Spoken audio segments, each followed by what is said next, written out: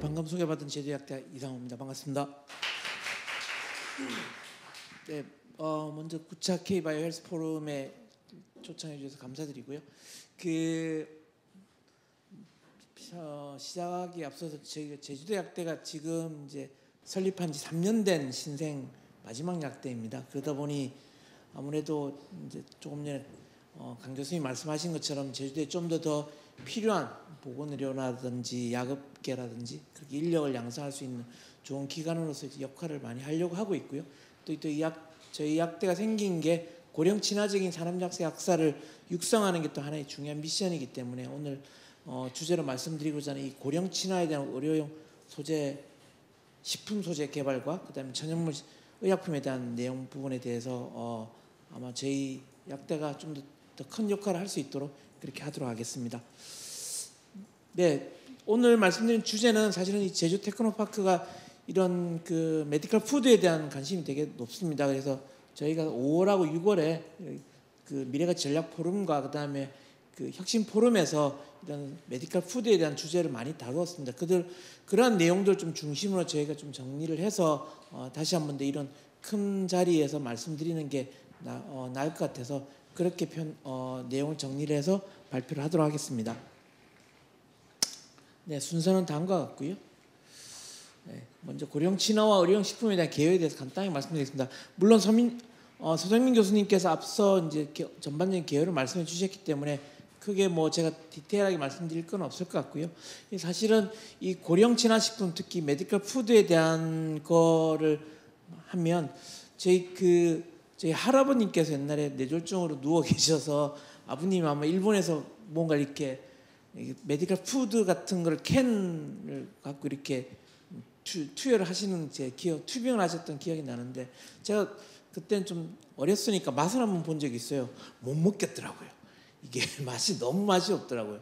그래서 그런 기억이 났는데 어쨌든 이 고령 친화 식품이나 메디컬 푸드의 어떤 사전적 정의, 우리가 규정적 정의를 보게 되면 식품의약품 안전처에서는 어쨌든 아까 서 교수님도 말씀하셨지만 거의 대부분 습식이란 소화라든지 그다음에 습식이 불가능한 분들을 대상으로 하는 유동식 형태의 어떤 식품을 이야기하는 거고 전반적으로 어떤 맛이나 이런 걸 보다는 좀 더 영양적인 밸런스를 맞출 수 있는데 포커스를 하고 있다고 보시면 되겠습니다. 그래서 영양성분을 조정하고 제조 가공한 식품을 식약처에서는 이런 고령 친화 식품으로서 정의를 하고 있고요. 한국산업표준의 기준으로 보게 되면 고령제 식품의 섭취, 소화, 흡수, 대사 등을 돕기 위한 식품 물성이나 영양성분 등을 일정 수준 이상 아까 보셨던 그런 기준을 충족하는 내용으로 만들 수 있는 제조 가공한 식품을 정의를 하고 있습니다.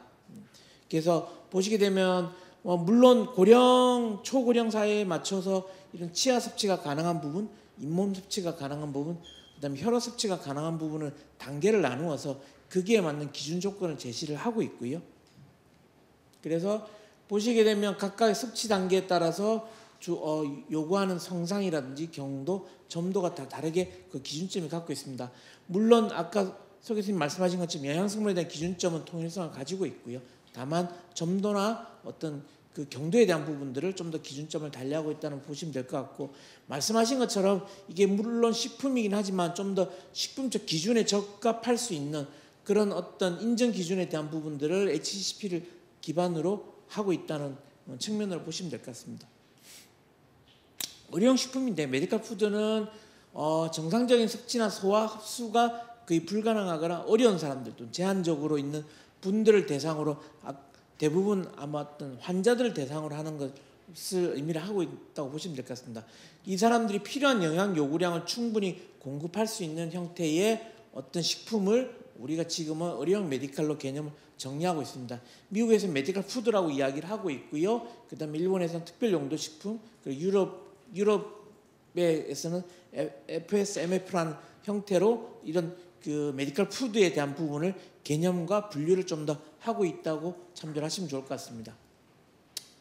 의료용 식품은 크게 세 가지 분류를 하고 있는데요. 표준형 영양조절식품, 그다음에 맞춤형 영양조절식품, 식당형 식사관리식품으로 구분을 하고 있습니다. 표준형은 기본적으로 영양성분을 갖추고 있는 어떤 하나의 밸런스를 맞춘 것들을 이야기를 하고 있고요. 맞춤형은 특정한 어떤 목적, 뭐 선천성으로 문제가 있거나 그런 부분들을 기반으로 어떤 맞춤형의 어떤 영양성분을 좀 더 달리해서 할 수 있는 부분들을 하고 있고요. 식당형은 좀 더 지속적으로 무언가 음식을 대체할 수 있는 형태로 하고 있습니다. 주로 일본에서 보니까는 일본에서 이런 식당형 식사관리 식품을 많이 개발을 하고 있더라고요. 그래서 어떻게 보게 되면 그냥 완전한 식사처럼 보이는데 그것이 어떤 메디컬 푸드의 형태로서 이렇게 좀 발전을 하고 있다고 보시면 될 것 같습니다. 일본이 좀 더 이런 식사형 식사관리 식품이 있고요. 저희들 뭐 어쨌든 저희들도 이런 메디컬 푸드의 목적, 아까 서 교수님은 좀 더 미래지향적으로 봐야 되는 부분도 있긴 하지만 이런 식사형이라든지 맞춤형이 좀 더 앞으로는 미래적으로 특히 이제 저희가 제주도가 가져야 되는 여러 가지 자연적 환경 또는 관광 산업과 기반으로 해서 보게 되면 좀 더 그런 부분들이 도움이 되지 않을까 이렇게 생각을 하고 있습니다.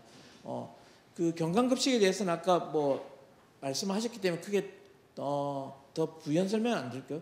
경장영양 어찌됐든 섭식이 불가능, 그래서 코로 튜빙을 해서 하는 방식을 이야기를 하고 있고 대표적으로 메디컬 푸드가 지금 현재의 형태로서는 가장 많이 보편적으로 하고 있는 투여 경로가 경장영양을 통한 튜빙 형태라고 보시면 될 것 같습니다.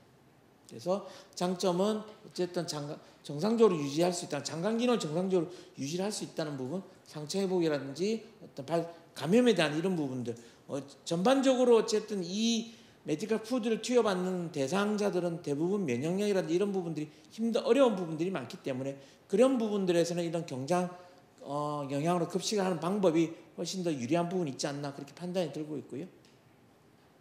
그리고 메디컬 푸드도 역시 보게 되면 여러 가지 법 개정을 통해 좀 더 형태를 바꾸고 있습니다. 앞서 말씀드린 것처럼 표준형, 맞춤형, 식단형이 대부분 당뇨라든지 신장 질환에 문제가 있었던 분들의 포커스를 맞춘 반면에 최근에 개정된 형태를 보게 되면 암 환자용, 특히 이제 저희가 만성 질환이나 난치성 질환자들 대부분이 암 환자들을 많이 차지하고 있기 때문에 이런 암 환자용으로 대상으로 하고 있는 어떤 표준형 영양 식품이라든지 아니면은 그런 암 환자 식단용 식품들이 좀 더 새로운 산업군으로 만들어지고 앞으로 메디컬 푸드가 시장성이라든지 좀 제품 개발에 유연성을 줄 수 있는 부분들이 아마 암 환자를 대상으로 할 수 있다는 범위가 확대된 것이 하나의 중요한 계기지 않나 그렇게 생각이 들고 있습니다.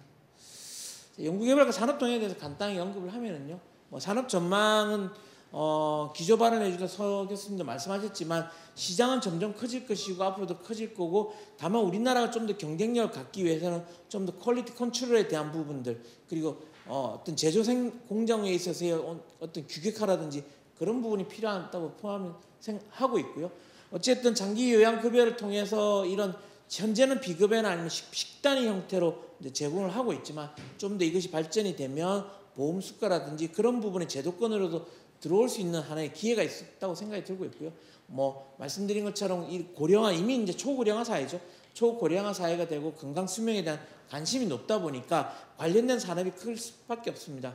그렇게 됨으로써 이런 초고령화에 대한 고령화 식품이라든지 메디컬 푸드에 대한 산업이 클 것으로 제가 기대를 하고 있고요. 특히 앞서 말씀드린 것처럼 암과 같은 난치 질환이나 만성 질환자를 대상으로 하는 약식 동원의 개념이 좀 더 보편화되고 있는, 사실은 우리가 암 환자들 보게 되면은 뭐 어쨌든 검증되지 않은 여러 가지 형태로 민간요법을 가지고 있지 않습니까? 그런 부분을 좀 더 과학적인 부분으로 제도권적으로도 해볼 수 있는 하나의 그런 부분들도 필요하지 않나 생각이 들어서 이런 약식 동원의 개념이 좀 확산됨에 따라서 다양한 소재 개발이 좀 필요하지 않을까 그런 생각이 듭니다. 정부 역시도 이런 메디컬 푸드, 오늘 이 자리가 아마 그런 자리일 것 같은데요. 그런 부분에서 정부에서도 좀 더 제도화시키고 어떤 법제를 통해서 이런 메디컬 푸드의 산업이라든지 보호하고 육성할 수 있는 그런 부분들로 발전할 것을 기대를 하고 있습니다. 산업 전망은 그렇고요. 시장 현황은 뭐 아까 말씀드린 것처럼 뭐 아직까지 국내 시장은 작습니다. 다만 성장률이라든지 전체 세계의 시장 규모를 따지게 되면 이런 메디컬 푸드라든지 고령 진화식품은 앞으로 잠재적인 시장의 그 파급력이나 규모에서는 상당히 큰 부분을 할 것으로 기대를 하고 있고요. 그리고 국내도 아까 말씀드린 것처럼 뭐 이렇게 크게 우리가 몇몇 기업들이 이미 이제 시작을 하고 있으면서 제품을 하고 있습니다. 다만 아직도 우리나라는 여러 가지 형태에서는 식품의 정도 수준에서의 범위에 머물러 있다 보니까 해외에 있는 글로벌 컴퍼니와 같은 어떤 경쟁력에 대한 부분들은 아직은 좀 취약한 부분은 사실입니다. 그런 부분들이 이런 그 법제화라든지 이런 규격화나 표준화를 통해서 좀 더 경쟁력 있게 맞추게 된다면 이런 고령체나 식품과 그다음에 메디컬 푸드에 대한 시장이라든지 경쟁력은 더 커지지 않을까, 그리고 더 기업에 대한 부분들도 다양해지지 않을까, 그렇게 기대를 하고 있습니다. 뭐 다양한 예시인데요. 되게 제가 옛날에 먹었던 거는 되게 투박스러운 캔으로 된 음료인데 요즘에 보게 되면 이렇게 다양한 형태로 나와 있어서 어쨌든 좀 더 이런 고령체나 식품이라든지 메디컬 푸드에 대한 니즈가 크다는 부분들은 아마 이런 제품의 예시를 통해서도 잘 반영해주고 있는 것 같고요.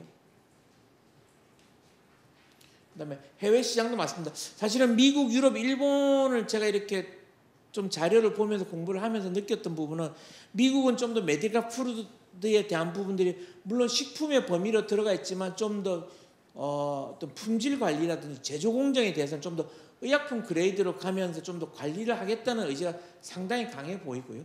유럽의 같은 경우에는 좀 더 소비자 친화적인 형태의 제품화라든지 어떤 유통 형태를 갖추려고 하는 것 같습니다. 근데 일본은 아까 말씀드린 것처럼 좀 더 어떤 식단형이라든지 좀 더 우리가 뭐 통상적으로 일본스럽다고 생각할 수 있는 그런 형태의 좀 더 메디컬 푸드의 산업들이 발전하고 있는 것 같고요.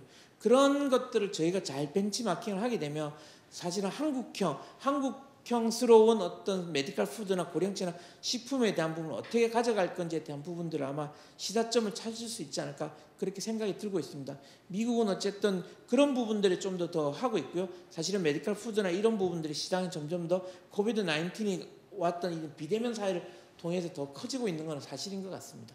네. 대표적으로 뭐 이런 해외 의료용 제품들인데요. 확실히 뭐 우리나라랑 크게 다르지는 않을 것 같지만 저 에보시나 비타플로나 네슬레 같은 보면 확실히 그들이 생각하는 좀 더 어떤 조건이나 컨디션들이 아무래도 우리나라보다는 좀 더 기술 경쟁력이 있기 때문에 이런 부분을 얼마나 저희가 빨리 빠른 시간 내에 메이크업을 할 수 있는지에 대한 부분들도 저희가 많이 고민해야 될 것 같고요.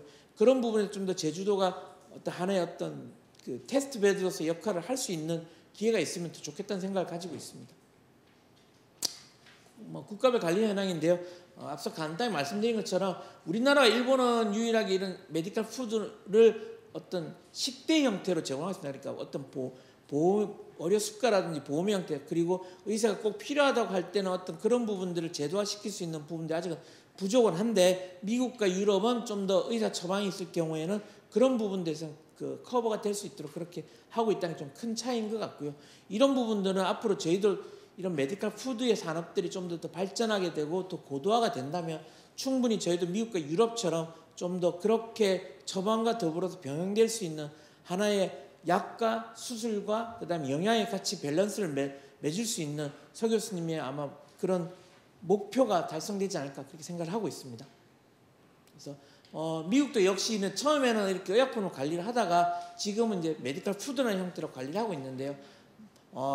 결국은 이런 의약품으로 개발을 하게 되면 상당한 시간, 기간, 그리고 다양한 형태의 규제, 그런 부분들 여러 가지 형태들이 많기 때문에 그런 부분들을 간소화하면서도 좀 더 의약품 그레이드에 맞출 수 있는 품질 관리를 요구하는 형태로 아마 변한 것 같습니다. 이런 부분들이 좀 더 우리나라도 메디컬 푸드를 함에 있어서 좀 더 고려해봐야 되는 부분이지 않을까, 그렇게 이야기를 하고 있고요. 미국은 역시 기업의 자율성을 보장하는 대신에 문제가 되었을 때는 엄격하게 그 책임을 묻기 때문에 이런 부분들도 우리나라가 좀 더 선제적으로 한번 들여다봐야 되지 않을까, 그렇게 말씀드리고 싶고요. 네, 그렇습니다. 그래서 뭐 국내의 이런 관리 현황은 아까 말씀드린 것처럼 좀 더 그런 부분들이 의약품과 식품이 좀 더 분리된 게 아니고 외국은 좀 더 약품과 식품이 하나가 되는 형태로 관리를 하고 있고요. 그리고 좀 더 미국은 어떤 품질 관리인지 제조 생산 관리에 좀 더 방점을 두고 있고, 유럽은 좀 더 소비자의 니즈에 맞는 형태로 가고 있다고 그렇게 보시면 될 것 같습니다. 그리고 결과적으로는 초고령화 사회를 대비해서 전 세계적으로도 역시 성장세를 보이고 있는 이런 메디컬 푸드를 어떻게 새로운 식품 산업에 사실은 식품 산업이라는 게 위로는 크지는 못하고 옆으로만 벌어지는 형태거든요. 좀 더 고도화할 수 있는 하나의 점프업을 할 수 있는 형태가 이런 메디컬 푸드 산업이 아마 그런 부분이 좋은 포인트를 준다고 생각됩니다. 그런 측면에서 이런 메디컬 푸드에 대한 국가별 관리 현황을 잠시 들여다봤고요. 네. 그래서 마지막으로 그러면 제주자원은 뭘로 가지고 메디컬 푸드를 하겠다고 하는데 니네가 무슨 어떤 생각이 있는지에 대한 부분들의 내용들인데요. 사실은 제주도 그러면 가장 생각나는 게 천혜 자원, 관광, 바다, 산, 그리고 관광지는 최고지거든요. 사실은 관광지로서의 제주도는 우리나라는 넘버원인 것만큼 틀림이 없지만 그 외에 어떤 헬스케어를 했었을 때에 과연 제주도가 과연 좋은 입지일건지에 대한 부분들도 한번 고민을 해봐야 될 것 같습니다. 근데 최근 들어서 이제 특히 이런 만성 질환자, 난치 질환자분들이 한 달 살기, 1년 살기를 하면서 치유의 목적으로 제주도를 많이 내려오십니다. 그렇게 내려오는 이유는 제주도가 아직까지 의료 인프라가 부족함에도 불구하고 이런 제주도가 가지고 있는 다양한 형태의 자연환경을 하나의 단순 관광의 목적이 아니라 좀 더 치유적인 목적으로 보려고 하는 거거든요. 그런 치유적인 목적, 치유관광 산업을 좀 더 발전을 하려면 그 배후 산업이 육성이 되어야 된다고 생각됩니다. 치유를 하기 위해서 물론 좀 더 거동이 좋은 분들도 있겠지만 그렇지 못한 분들도 있을 겁니다. 그렇기 때문에 제주도가 이런 메디컬 푸드나 고령화 식품을 기반으로 할 수 있는 형태의 산업적 형태를 할 수 있는 테스트 베드나 시범 지역으로 좀 더 저희가 활성화가 된다면 그런 분들이 좀 더 제주도에 와서 제주도의 자연을 느끼면서 환경을 느끼면서 치유에 대한 부분들이 좀 더 좋게 해줄 수 있는 그런 부분이 되지 않을까 하는 생각이 들고요. 그런 측면에서 좀 더 이런 중증도 이해 만성질환에 대한 여행과 심신보양, 치유의 기능을 제공이 가능할 거라고 생각이 듭니다. 그리고 앞서 말씀드린 것처럼 한 달 살기, 1년 살기를 통해서 이런 거주 문화와 인프라를 활용하면서 의료적 케어, 물론 의료라는 게 병원을 통해서 하는 약물적 의료적 케어, 그 다음에 진료적 의료적 케어도 있지만 잘 먹을 수 있게끔 또는 영양적인 밸런스를 할 수 있게끔에 대한 부분들도 하나의 치유적인 목적의 하나의 좋은 도구라고 생각이 듭니다. 그런 측면에서 메디컬 푸드가 하나의 좋은 형태가 될 것 같고요. 그리고 해안이나 고산지대, 아까 도지사님도 말씀하셨지만 제주도는 한라산 꼭대기에서부터 바다까지 아열대부터 냉대까지의 모든 자원 환경 기후 분포를 가지고 있습니다. 특히 이제 제주도는 거의 아열대 기후를 가지게 되거든요. 그렇게 함으로써 가질 수 있는 다양한 형태의 자원들도 많아지고 있고요. 점점 그런 부분들을 하고 있습니다. 식약처도 국가생약자원센터를 서귀포에 개설함으로써 좀 더 그런 부분들의 관리의 목적성을 더 열심히 하고 계시는데요. 그런 부분들 잘 활용한다 그러면 이런 해양자원, 자생식물자원, 약용자원도 활용해서 우리가 메디컬 푸드나 고령질환 식품뿐만 아니고 이런 형태로 어떤 세라피의 형태를 같이 병용하게 된다면 훨씬 더 치유와 관광과 이런 푸드가 어울릴 수 있는 하나의 좋은 벨트가 형성되지 않을까 그렇게 생각을 하고 있습니다. 그래서 궁극적으로 이런 메디컬 푸드의 벨트라인 구축에 대한 가능성을 제시를 하셨는데요. 메디컬 푸드 벨트라는 것은 제주도가 갖고 있는 여러 가지 인프라, TP가 갖고 있는 기획력, 그 다음에 생물종 다양연구소, 한의학연구소, 그 다음에 용암센터라든지, 그 다음에 제주도의 약학연구소라든지 여러 가지 형태로 좀 더 이런 메디컬적인, 좀 더 의료적인 형태 또는 의학적으로 개발할 수 있는 형태의 그 벨트라인을 만들 수 있는 메디컬 푸드 벨트라인 구축이 가능하고요. 충분히 제주도라는 이런 지역적 환경 그리고 지원을 기반으로 하게 되면 그런 가능성이 충분히 높다고 생각됩니다. 물론 제주도는 제주도 자체가 천연 기념물이기 때문에 어떤 굴뚝 공장을 세울 수 없다는 단점이 있습니다. 그렇지만 이 지역의 모든 제조업을 다 할 수 있는 전주기로 갖출 필요는 없다고 생각이 들고요. 좋은 소재를 개발하고 좋은 환경을 만들어서 그런 부분들이 육지에 있는 좋은 기업들과 파트너십을 통해서 하게 된다 그러면 그런 게 서로가 윈윈할 수 있는 좋은 구조라 생각이 들 거라 생각이 들고 있고요. 그래서 제주도가 가지고 있는 가장 좋은 환경, 자원들을 충분히 활용한다 그러면 이런 어떤 메디컬 푸드나 고령질환 식품으로서의 전진 기지로서의 역할이 충분히 하지 않을까 그렇게 생각이 됩니다. 물론 저희가 부족은 하지만 제주대 병원이나 헬스케어 타운이라든지 서귀포 의료원 같은 여러 가지 형태의 의료시설과 요양시설을 활용하게 된다 그러면 좀 더 그런 부분에서의 어떤 인프라를 제공하는 데도 큰 도움이 되지 않을까 그렇게 생각을 하고 있습니다. 네, 마지막 그리고 끝으로 저희가 이제 이 메디컬 푸드를 하면서 하나의 좋은 소재, 물론 여러 가지 소재들이 있겠지만 특히 용암해수 같은 경우에는 저희가 거기에는 풍부한 미네랄과 천연 자원에 대한 그런 무기질들이 많습니다. 그런 용암해수를 좀 더 우리가 어떤 메디컬 푸드에 하는 베이스로 쓸 수 있는 형태로 좀 더 연구를 하고 개발을 한다 그러면 메디컬 푸드라든지 친화식품에서 좀 더 저희가 화학적으로 제공할 수밖에 없는 어떤 무기질이나 이런 부분들을 천연적인 용암 해수 형태로서 액상 형태는 무조건 베이스가 들어가야 되는 거니까요. 그런 형태로 하는 것도 하나의 좋은 아마 아이디어이지 않을까 하는 생각이 들어서 일단 그 말씀으로 끝으로 오늘 주제 발표를 마치고자 합니다. 끝까지 경청해 주셔서 감사합니다.